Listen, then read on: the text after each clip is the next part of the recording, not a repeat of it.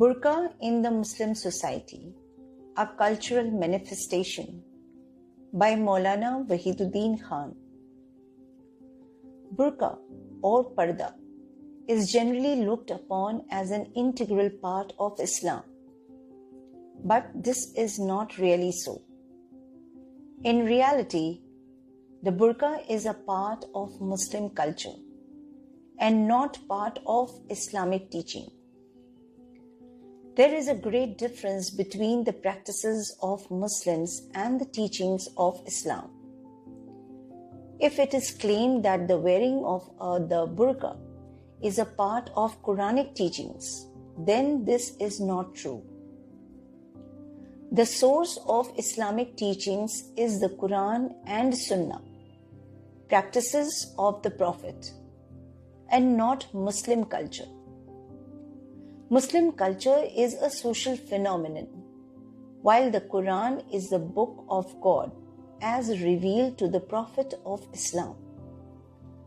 According to linguistic history, the word burqa was in use in Arabia before the advent of Islam in the first quarter of the 7th century.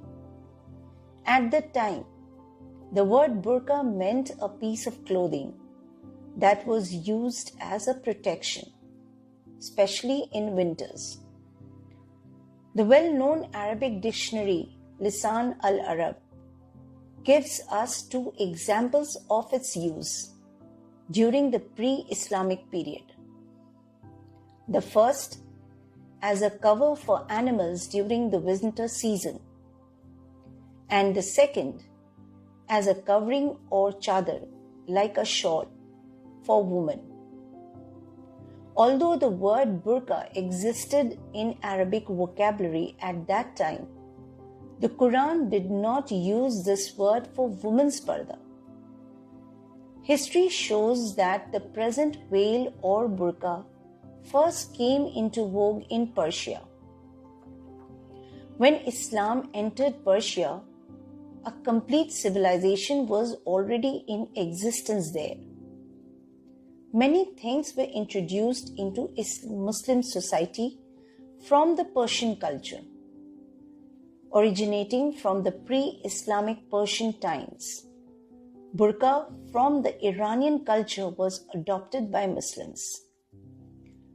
Gradually, it became a part of Muslim culture. These days, many Muslims use the term hijab as equivalent to burqa. But the word hijab is not used in the Quran in this sense. Hijab literally means curtain. Hijab is used in the Quran 7 times, but not in the sense that is prevalent among the Muslims today. Rather, it is used in its literal sense of curtain. Regarding women's parda, two words have been used in the Quran. Jilbab, Quran chapter 33, verse 59, and khimar, Quran chapter 24 and verse 31. But again, these words are not used in their present connotation. It is a fact that both words have a similar meaning, that is chadar or dupatta. That is something which covers the body of a woman and not her face. So it is very clear that the present burqa and hijab are not Quranic terms. Both are part of Muslim culture and not part of Quranic commandments.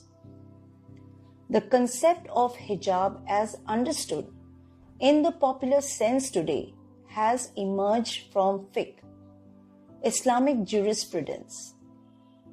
In reality, Islam talks about adopting simplicity and modesty. In terms of outfit, the Sharia prescribes that women cover their body with clothing which is not tight-fitting and not meant to attract others.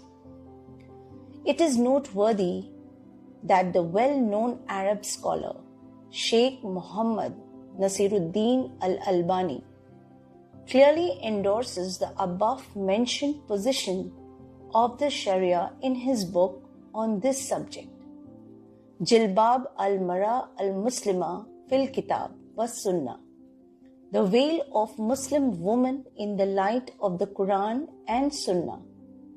He goes on to say that it is clear from the Quran, the Hadith and the practice of the companions and the Tabain, companions of the Prophet's companions, that whenever a woman steps out of her home, she should cover herself completely so as not to show any part of her body except the face and the hands.